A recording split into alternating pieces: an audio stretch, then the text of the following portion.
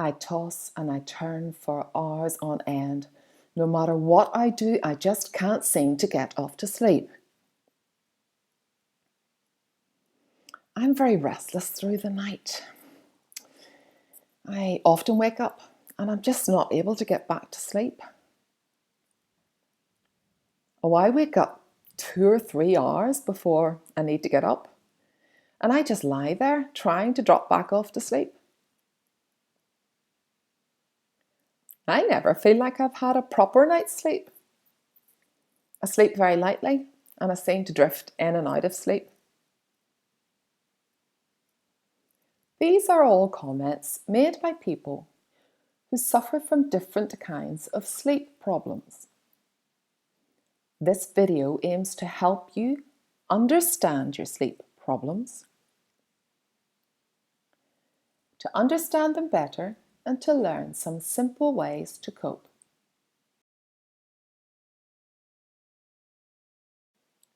Sleep problems are very common and are often referred to as insomnia. One study in America found that only 5% of adults reported never having trouble sleeping. A recent study found that as many as 30% of the adult population are affected by sleep problems. Sleep difficulties are particularly common in women, children, and those over 65. In fact, roughly half of the elderly population complain of insomnia. Therefore, to have trouble sleeping at some point in your life is quite normal. People can become very distressed when they feel that they are not getting a good night's sleep, which can actually make it harder to get off to sleep.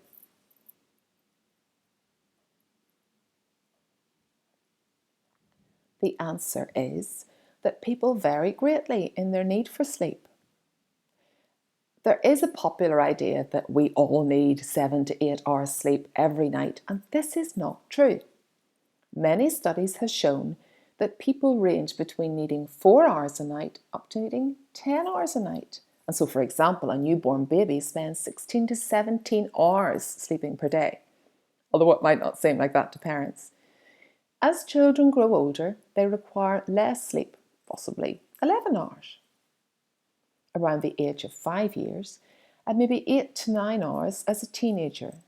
So by the time someone reaches their 30s, they may require less than 8 hours, and as time progresses, this becomes less. Many people in their 70s require less than 6 hours sleep. Not only does the need for sleep vary greatly from person to person and with age, it also varies depending on the level of activity. If someone has retired from work, they may well be less active and therefore require less sleep. On the other hand, if they have a young family and are constantly on the go, then they may require quite a lot of sleep.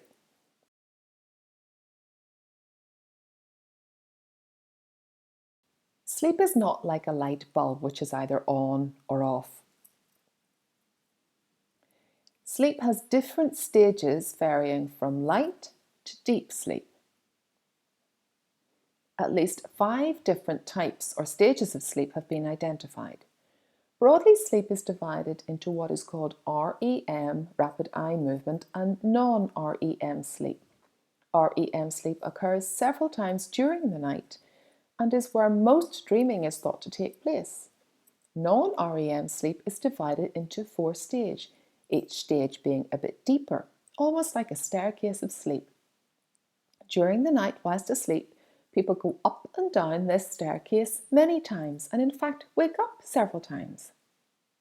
On a typical night, a young adult who sleeps well will spend about 5% in stage 1, 50% in stage 2, 28% in deep sleep REM, or 25% in REM sleep.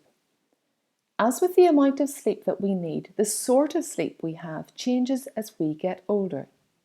Sleep in older people tends to be lighter and more broken, with more stage 1 and 2 sleep and more frequent wakening. For a typical person aged 70, Deep sleep takes up less than 10% of the night's sleep. Therefore, the older person reports waking more times throughout the night. In summary, sleep in older people does tend to be shorter, more restless, and more easily disturbed, but it should still be refreshing.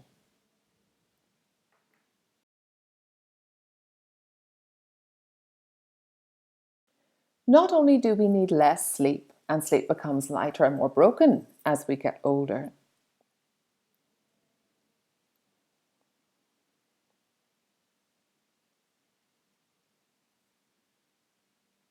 but our pattern of when we sleep often changes too.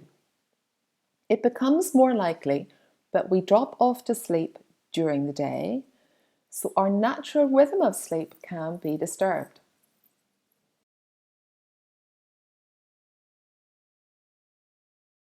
There are a number of reasons why sleep problems can develop. First, the normal effects of aging, as mentioned.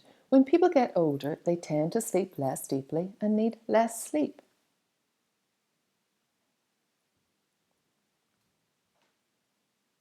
Not only this, but sometimes people develop a habit of dropping off to sleep during the day, which again means they need less sleep at night. This is in itself not a problem, but often not sleeping becomes a greater cause for worry, frustration, and concern, which in turn leads to sleeping less well. 2. There may be medical reasons for disrupted sleep. Medical reasons for poor sleep may or may not be related to getting older. Some examples of this are the need to go to the toilet during the night occurs more in later life. About 60% of women and about 70% of men aged over 65 do get out of bed at least once a night to go to the toilet. This can also happen for other reasons, of course, such as pregnancy. Getting out of bed at night isn't always a great problem, but it can be frustrating if it is difficult to get back to sleep. Another medical reason is pain, or perhaps this may occur in older age with joint pains, such as arthritis. The emotional upset of loss or bereavement can affect sleep. And again, this may be more common in older people. Some medicines can interfere with sleep, so it is worth checking with your doctor if you are on any tablets. 3. Stress, anxiety, and worry. Sleep is easily affected by how someone is feeling. If someone is worrying about something or suffering from stress, very often they will find it hard to get off to sleep. 4. Depression and low mood. When someone is feeling depressed, disturbed sleep is common. It is quite usual for a depressed person to wake up early in the morning and find it hard to get back to sleep, or alternatively to have difficulty getting off to sleep. 5.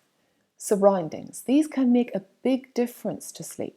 For example, a bedroom that is over hot or over cold, a bed that is too hard or too soft, a room that is too noisy or too light can all make a difference and can also affect someone's sleep.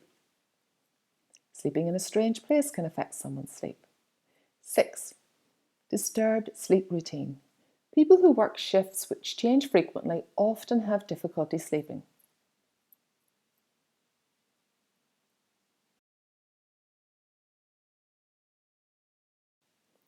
Getting to sleep. The most common problem is trouble getting to sleep. For some people, it can take several hours to drop off to sleep. But once they are asleep, the quality of sleep is good. Staying asleep. The next most common problem is disturbed sleep, with frequent wakening in the middle of the night, and then difficulty getting back to sleep. Waking too early. A third problem is waking earlier than is desired, again with difficulty getting back to sleep. Poor quality sleep. In addition, some people report sleeping lightly,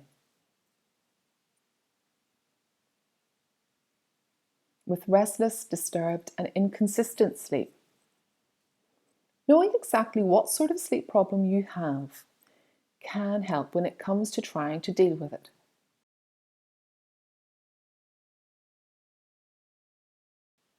Sleep problems are very common and affect people in different ways. There is no right amount of sleep, as this varies between people and across the lifespan.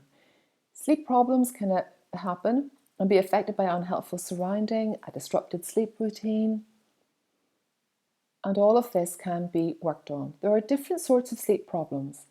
It's also possible to think you have a sleep problem when you are actually getting enough sleep, but it is different from what you expected.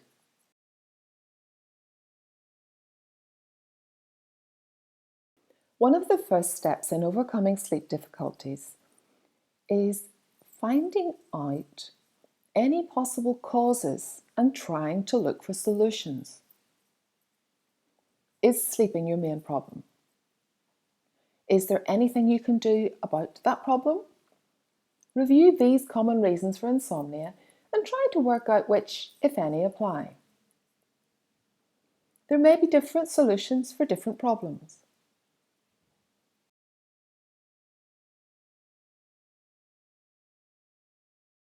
Worrying about not getting enough sleep.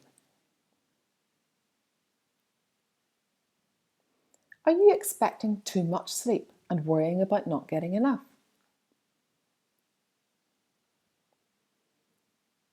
Sometimes people lie in bed and worry about not sleeping. Worrying about not sleeping enough makes matters worse. Thoughts such as, I'll be exhausted tomorrow, I'll never get to sleep, I must sleep, it's ruining my health, may run through your mind.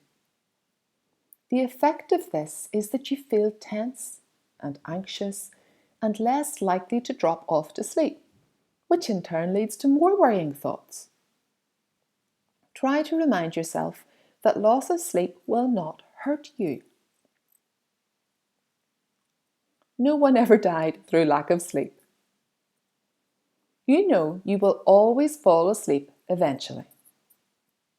Lying calm and relaxed in bed can be as refreshing as sleep, and even more enjoyable because you're awake to experience it. Don't keep looking to see what the time is. Tell yourself you don't really care whether you get to sleep or not.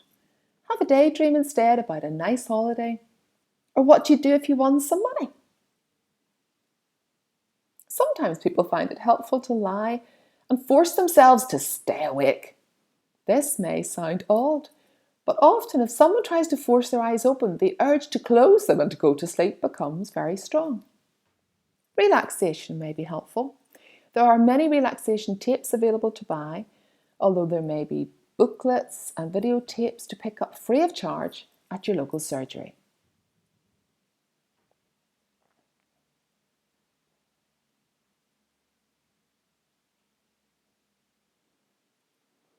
Medical reasons. Are there any of the reasons already mentioned that do apply to you? Check whether you can receive help for that problem. There may be alternative forms of pain relief you could try, for example. Loss and bereavement. Have you experienced a loss or bereavement recently? It is very common to have disturbed sleep following a bereavement.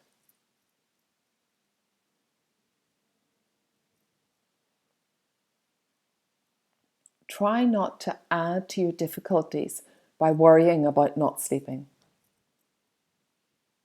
Your sleep pattern should return to normal in time. Talking about your feelings may help, either to a friend or to your GP. Check out the video in BSL about coping with bereavement. Emotional state, for example, anxiety, depression, stress. Are you suffering from stress at the moment? Or are you depressed or anxious? Self-help booklets are available at your local surgery for stress, depression, and for anxiety.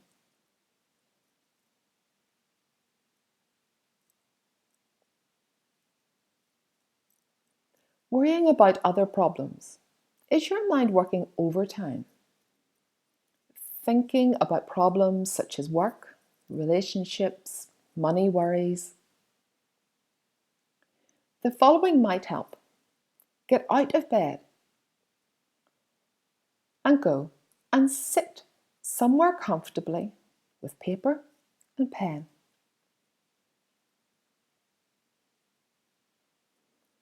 Firstly, write down the problems you're thinking about. Second, taking each problem, write down everything you can possibly think you might do to solve the problem. Third, choose the most helpful solution and write down all the steps you are going to need to take to do it. Write as much as you can. Fourth, write down any obstacles and how you might tackle them. Fifth, when you have finished, say to yourself firmly, "Okay, that's it for now. I can't do any more about it at this time of night, and I am not going to let myself worry about it until the morning." And sixth, spend at least half an hour winding down, reading a paper, or listen to some music. And when you start to feel sleepy, just go back to sleep. 7. If you still find yourself worrying, keep saying to yourself, "I'll deal with this tomorrow." 8. If you don't drop off to sleep within 15 to 30 minutes, don't stay in bed. The importance of this is discussed later on in this video.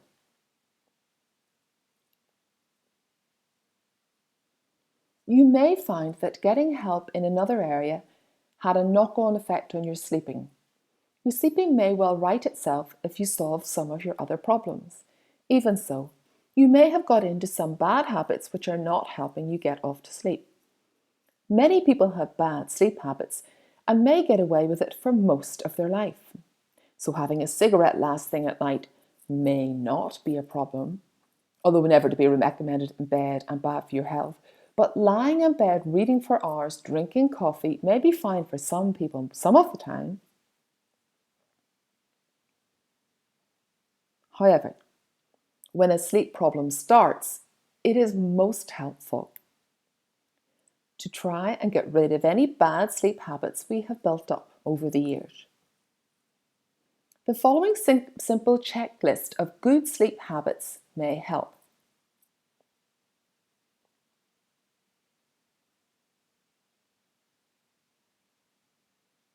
Try not to worry about not getting enough sleep. It may be that you are getting enough, but it's just less than you expected. Don't take naps during the day to catch up.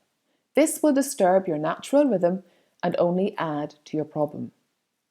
Remember that our need for sleep is an individual thing and gets less as we get older. You may be trying to get too much sleep. Try and go to bed later or getting up earlier. Your surroundings. Go through this basic checklist and see whether there are any simple changes that you can make. Firstly, noise. Is it too noisy or too quiet? Second, light. Have you too much or is it too dark? Third, is the mattress comfortable? Is it too hard or too soft? Fourth, the room temperature. Is it too hot or too cold? Fifth, is your partner or lack of partner keeping you awake and adding to your problem?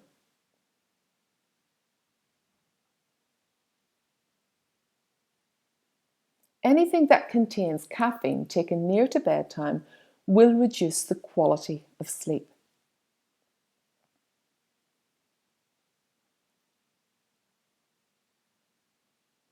Examples include coffee, tea, hot chocolate, and cola.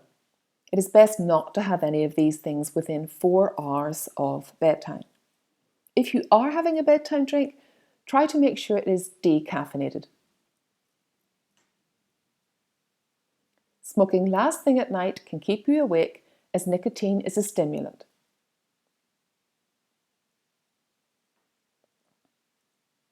If you do smoke, try to have your last cigarette at least 4 hours before bedtime. Nicorette patches or chewing gum could also affect sleep.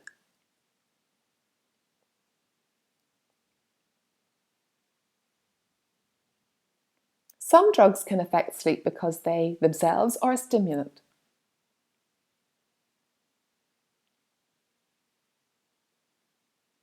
If you are taking medication, it is worth checking with your pharmacist or doctor. For example, certain drugs for asthma and for migraine, sleeping tablets, whilst they can help in the short term, often cause sleep problems as they interfere with the quality of sleep and can alter sleep patterns. They should only be taken for very short periods. Whilst people often feel sleepy after drinking a lot of alcohol, again, the quality of sleep is affected. It is best to avoid drinking large amounts of alcohol close to bedtime if you're having sleep problems.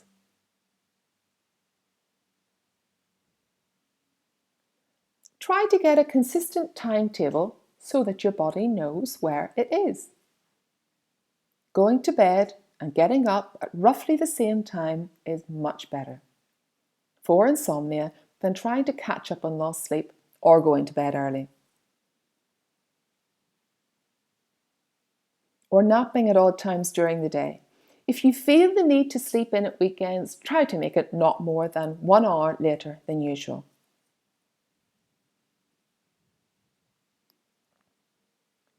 Try to use the hour before going to bed to unwind and prepare for sleep.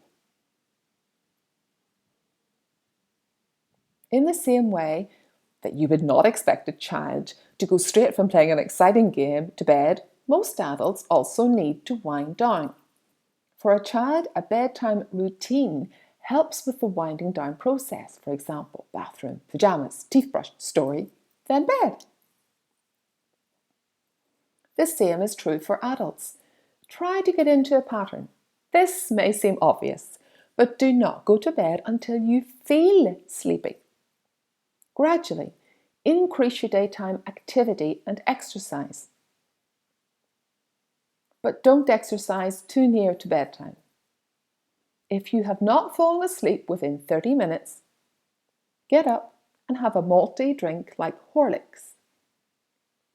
Listen to relaxing music, read a book, or watch something boring on TV until you feel sleepy. Make sure your bed is associated with sleep. For example, don't watch the TV, eat, and talk on the phone in bed. The only exception to this is making love, which can in fact help and certainly seems to induce sleep in men. These simple guidelines really improve your sleep, but they take time.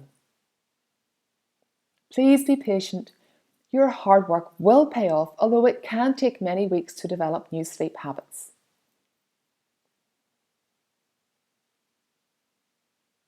There are a few simple rules which can help improve your sleep. Do go to bed and get up at a regular time. Do have a bedtime routine and wind down before bedtime. Do get up if you are worrying or are not asleep after 30 minutes.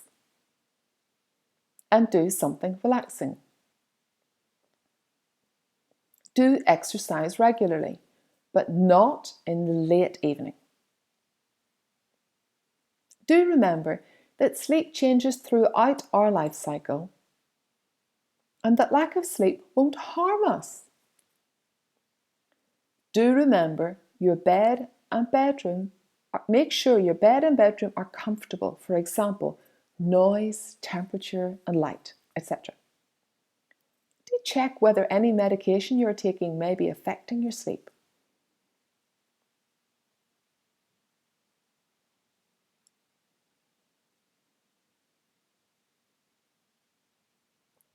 Don't worry about not getting enough sleep. Don't lie in bed worrying about other problems. Don't use your bed for things other than sleep. Don't eat or drink caffeine close to bedtime and cut down during the day.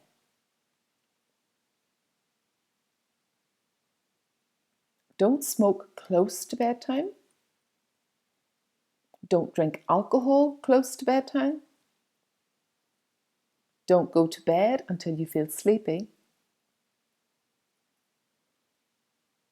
Don't take naps during the day. Don't stay in bed longer to catch up on lost sleep. These techniques have been proven to help many people, but they do take time and hard work.